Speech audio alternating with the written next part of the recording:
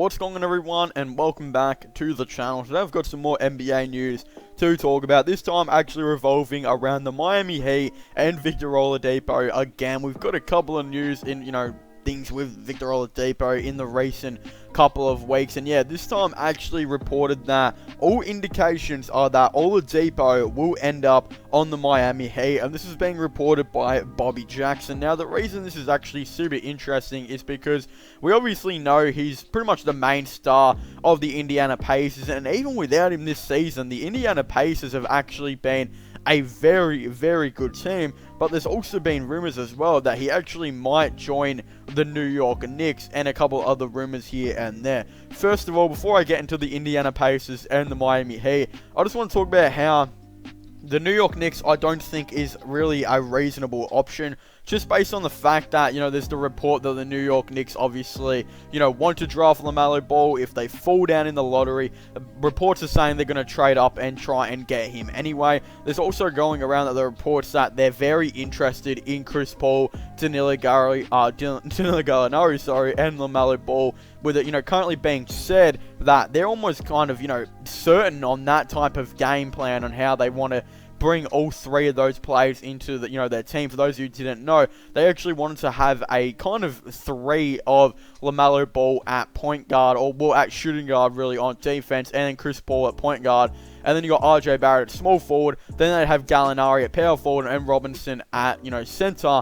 Honestly, obviously, that pretty much means they're not going to be able to get Victor Oladipo. If they end up getting both Chris Paul and LaMelo Ball, what would actually end up happening is Chris Paul would play point guard on defense and LaMelo Ball would play shooting guard. But then when it comes to offense, then LaMelo Ball would mainly be that main ball carrier and play point guard, while Chris Paul would kind of play that off-ball shooting guard type of role, very similar to what he's played at Miami with James Harden and what he's played with the Oklahoma City Thunder when Dennis Schroeder decides to, isolate. So again, I think that would be a very interesting move, but that kind of rules out Oladipo, because it's not like you're going to bring in a team of Oladipo, Paul, and LaMelo Ball, because that would mean Paul at small forward, Oladipo at shooting guard, and LaMelo Ball at small forward, and Chris Paul at point guard rather, sorry. And then you got, again, that would be RJ Barrett at power forward. That would make no sense whatsoever and be a very, very small ball lineup. And I don't know if LaMelo Ball could guard the small forward. I mean, he could in the future. Lonzo Ball's starting to guard the small forward, but he's obviously got a bigger frame and he's gotten bigger over time. So again, I think that would be very, interesting. But obviously, I'm kind of ruling out the New York Knicks. And then when it comes to the Indiana Pacers, I don't think the Pacers are going to want to overpay for Oladipo as well. They've kind of got a really, really interesting team right now, where if they had, a big star around them, I definitely think this team could be, pretty good. But again, you've got TJ Warren, who's been starting at small forward this season, averaging 18.7 points per game on 37.5% from three. It's absolutely insane. That's in 32 minutes. You got Sabonis, who just made the All-Star team, 18.5 points, 12.4 rebounds per game. Malcolm Brogdon, who's been a pretty good signing, 16.3 points and 7.1 assists. And then you got Oladipo as well, who's just come, and you also got Miles Turner. Again, that's a very interesting team. Probably got some of the best role players in the league on that team. Although, again, I just feel like they need a star or two, to potentially really try and do some damage in the East. While they haven't had a star all season, but they do still have Victor Oladipo, obviously, on the roster. And I'm sure if they could go ahead and try and trade for a star, then they could definitely, contend. And again, I'm not exactly too sure what star that would be. In my honest opinion, I literally have no idea, as they've pretty much got their starting five kind of set right now. I mean, they've got Brogdon at point guard, Oladipo at shooting guard, Warren at small forward, and they're all guaranteed starters. Sabonis at power forward, again, a guaranteed starter. And then you got Miles Turner at center, who's not necessarily guaranteed. I feel like you could kind of upgrade, but I feel like, what player would you get? I mean, there's going to be a couple players they could try and trade for, like Chris Paul, etc. But why would you trade for Chris Paul when you've already got, Malcolm Brogdon? Again, I feel like they do need another star. I just don't know who that would be. I feel like they should, try and get a really, really good power forward. I don't know who that good power forward would be, and then play Sabonis at center. I think that would be a very, very interesting thing. Again, I think they should, definitely try and get an all-star power forward. But of course, that's, easier said than done. There's not exactly too many all-star power forwards out there. I mean, you could try and go for Kevin Love, but he doesn't necessarily fit in with the defensive type of game style that they do look to play. But again, we'll definitely space out the floor rather than having the inconsistent spacing with Sabonis and Turner. So I think that would be pretty interesting if they tried to get Love. There was rumors they were interested in Blake Griffin a couple years ago. Doubt they would still be interested in him, but again, could be a player that could definitely be on their radar as far as, Pacers fans are definitely concerned. But, of course, the Miami Heat would be a perfect destination for Victor Oladipo. It literally would make so much sense to, try and get Oladipo on the team. I mean, they've got one of the best starting fives in the NBA right now. They've got Kendrick Nunn at point guard, who's a very, very good rookie. You got Duncan Robinson / Jimmy Butler at shooting guard and small forward. They've been kind of rotating on those positions. You obviously got, again, Duncan Robinson, who's one of the best three-point shooters in the league right now, averaging 13 points on 44% from three. And yeah, again, you got Jimmy Butler, who, in my opinion, is one of the most underrated players in the league. I love Jimmy Butler. I think he's a great player. And yeah, again, very, very good at that, wing type of position. And then you got Bam Adebayo, who's another all-star at power forward, averaging 16 points per game and just with great defensive numbers. And yeah, again, decent rebounds and assists. And then obviously you got Myers Leonard at center, who is a pretty decent stretch five here and there. And then they've got a great bench too with, arguably the sixth man of the year. I think he'll come close to it. I don't think he's going to win, but you got Goran Dragic at six man, Tyler Hero at, shooting guard. Derek Jones Jr. at small forward, Jay Crowder and, Kelly Olynyk swapping at the power forward positions coming off the bench. You got Andre Iguodala as well, where it's Solomon Hill. It's a very, very stacked bench. And if you bring in Victor Oladipo, which I highly think they'll be able to do because they'll definitely have the cap, this is going to be a very, very interesting team. For example, Andre Iguodala said, he will decline his $18 million contract if they can get a star, and he will sign on, pretty much the minimum. So if you get Oladipo, well, let's just say Oladipo is going to be signing on a $25 million contract per season. You've just, kept Andre Iguodala and put him on the minimum. You got Solomon Hill, I believe, is on a $10 million contract. You can re-sign him on the minimum. So you just, saved, maybe I'd say up to $30 million or so on just Solomon Hill and Andre Iguodala alone. And then you can bring in Victor Oladipo, an all-star, by keeping both of these two players, and you bring in an all-star, and you will end up having an extra $5 million or so in cap to spend because Oladipo will most likely sign on $25 million. Imagine that. Solomon Hill and Andre Iguodala, two decent role players. They're both expirings. You can get them on minimum contracts, and then you can keep them both. And in, signing them both on minimums, you just gain $30 million in contract and go out and sign an all-star in, Victor Oladipo or something like that. Again, that would be absolutely insane. Look, I actually don't believe they can sign him. I think they actually need to do a sign and trade to get him. And again, I think the Pacers are going to be asking for a little bit of amount in return. But again, considering Oladipo's been injured for like a season and a half and has barely played basketball for quite a while now at this point, I definitely think that his value has really dropped. I think teams know that his value is not necessarily as much as it, probably should have been. The rumor was at the time it was actually going to be a double sign and trade.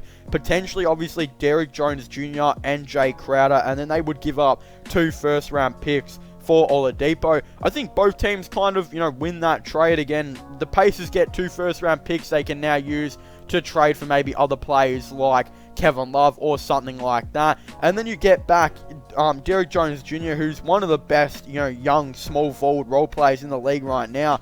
Again, 24.5 minutes per game on 8.9 points, 4.2 rebounds, and he's a great defender. And then you bring in Jay Crowder as well, who's 10.4 points per game, 6.1 rebounds, and is another great defender, and 2 first-round picks. Those 2 players are literally perfect for the Indiana Pacers. Look, they're not the star that they, necessarily really need, but they are 2 really good role players. And again, you might say, well, the Pacers have, they've got too many role players, but honestly, I think what they could do is if they bring in these 2 role players, they could literally just trade Myles Turner to the New Orleans Pelicans for that top 15 pick that they're rumored to get. And then you can move Sabonis to the center, which is a position, in my opinion, he should be playing right now. And then you can, swap Jay Crowder and Derek Jones Jr.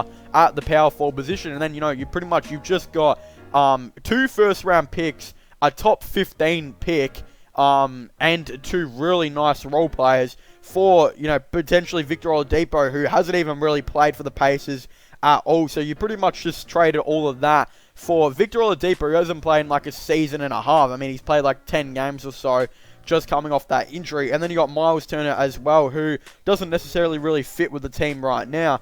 And then they would have a team of TJ Warren, Sabonis, Malcolm Brogdon, Jeremy Lamb, Doug McDermott, Derrick Jones Jr., Jay Crowder, Justin Holiday, TJ McConnell. That is insane depth. And then they've got a top, 15 pick, a couple of first-round picks, and, a bunch of assets that they can potentially go look to maybe trade for a star that, who knows, would actually want to be there, which obviously looks like that Victor Oladipo doesn't necessarily want to be there right now. And again, you've just lost that shooting guard position. Maybe they could literally go out and try and trade for another young player like Zach LaVine, who's on the verge of being traded from his team, who's currently putting up 25.5 points per game, 4.2 assists, and 4.8 rebounds.